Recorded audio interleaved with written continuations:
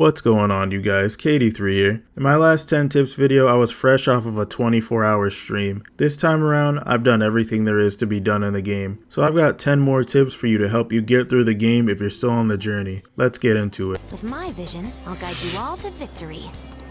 Sounds great! If you saw my first 10 tips video, you heard me say that there's no point in trying to farm Twilight Fragments, but then I got to the third block of Tartarus and encountered the Dark Zone. In the Dark Zone, you'll get a bunch of Twilight Fragments, and if you go back and forth between the same floors, you can just keep rinsing and repeating until you have enough to be satisfied. Just be aware that the Reaper spawns much faster in a Dark Zone than on the regular floors, but if you're on a floor that you visited before, you can just go to the next one instantly. If you grab a Devil Major Arcana card, you'll get 2 Twilight Fragments instead of 1 from the object holding them, so you could potentially get anywhere between 6 to 10 fragments per Dark Zone if you happen to find one. Speaking of the Devil Arcana, step 2 is to take advantage of those major Arcana cards. They may not seem super strong on the surface, but you'll be very thankful for them later. The Devil Arcana card is extremely useful for farming hard to find items and shortening the time you need to spend in Tartarus. Some cards let you pick more cards during shuffle time, some permanently boost your stats, and when you get all of the major cards available to you, you'll get the Arcana burst, which upgrades all of the cards that you could potentially get in Tartarus. But definitely look out for that Devil Major Arcana card, because you will definitely need it later if you want to farm rare items. You can obtain major Arcana cards by defeating full moon bosses and bosses in the depths of Monad. Speaking of Monad, make sure you go through the Monad doors whenever you see them. Some of the most valuable items are behind those doors, especially later in the game. The enemies in there may be tougher than the enemies outside, but the rewards are very much worth the struggle, especially when you enter the Monad depths at the end of a section. The depths contain some of the rarest items, but you have to fight a gauntlet of potentially frustrating enemies to get to them, but the items inside are well worth the struggle. The depths have higher odds of giving you the major Arcana cards during shuffle time that give you those amazing effects that I mentioned earlier, so do not skip the Monad depths. You will regret it very much. Later on in the game, you can buy gems from a guy in Club Escapade. These gems are very expensive, ranging anywhere from 20,000 yen to 50,000 yen. They are very good for exchanging at the antique shop in the mall for some of the most powerful items in the game. Unfortunately, he does not sell rubies, probably the most valuable gem in the game because of how hard they are to obtain. Atlus, why does he not sell rubies? Why? Make sure you go and see the fortune teller before you go to Tartarus. I always forget to do this, but do not go to Tartarus without seeing the fortune teller. She can make your Tartarus runs a lot more bearable, especially if you're planning to farm for money and items. She can increase the odds of gold hands spawning. Combine that with the Devil Major Arcana cards and you'll be getting a lot of coins to sell. The highest amount of money I made from one Tartarus run is almost 4 million yen. Gold hands spawn very often, so do not forget to see her before you go to Tartarus. She can also increase the odds of strong shadows spawning, which drop rare items that you may be looking for. Combined with the Devil Arcana card, it makes the farming run take a lot less time. If you want, you can even stop the Reaper from spawning, but I highly recommend that you do not do that because that means Dark Zones will not spawn either, which means no Twilight Fragments. If you didn't know, now you know.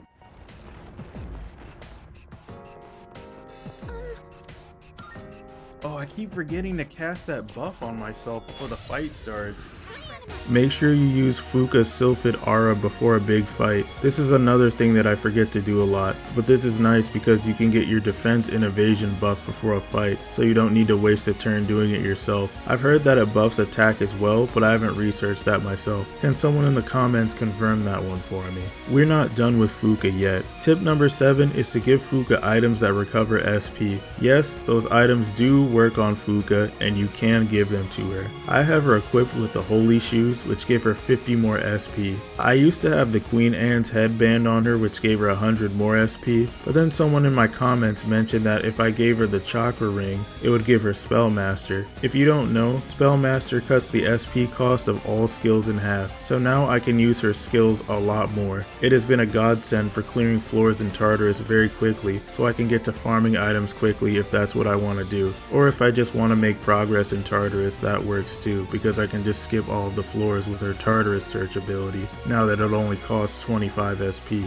Buy dating profiles when they become available. Starting November 15th, the suspicious looking person in the nightclub will start selling dating profiles. There's no limit to how many of these you can purchase from him either. You can use these dating profiles on the public computer to gain points towards ranking up your desired social link. The best time to use these is in the evening since most of your social links are unavailable. These are also nice to use on your days off. That way, instead of wasting a day hanging out with someone who won't even rank up, you can just hang out with someone who will rank up and get some free points with the other person during your free time. These are extremely useful if you're trying to max as many social links as you can in one playthrough. Tip number 9 is to register personas that have hard items right before they learn their final skill. A lot of people have been wondering how to get more than one of the same heart item from a persona. There's 2 ways you can actually go about it. You can do the first thing I mentioned so you can get them over and over, or if you have that persona built a certain way and don't want to save over it, you can just fuse it again, but don't register it. If you have the Arcana that it represents maxed, you'll either get the heart item right away upon fusion, or if its level is pretty high, it will be the level before it learns its final skill, even with the lower major Arcana card. If you don't know what to do with the heart items, you can take them to the antique shop so you can exchange them for some really strong items. And the final tip that I have for you guys is to max the star social link as soon as you can. People keep asking me what social links are the best ones to max, but I'm really confused because this is not Persona 5, this is Persona 3. You don't really have to worry too much about what social links to max unless you're going for a max social link run. If that's the case, go to the live section of my YouTube channel and watch my playthrough, or check out my max social link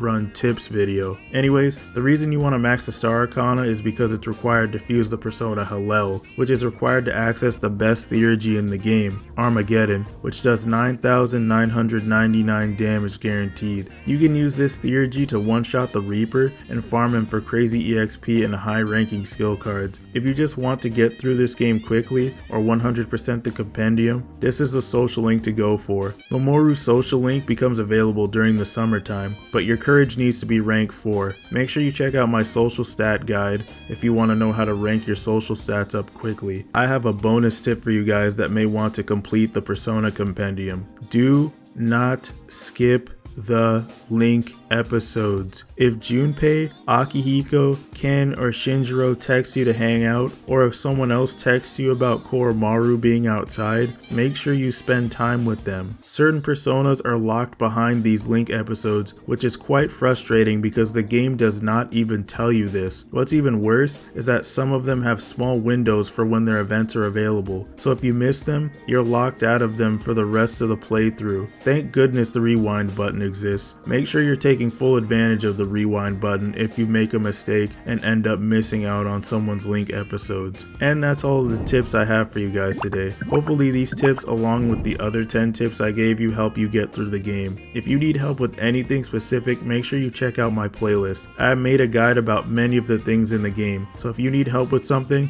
except for farming dead moon husks, I've probably made a guide for it. See you later.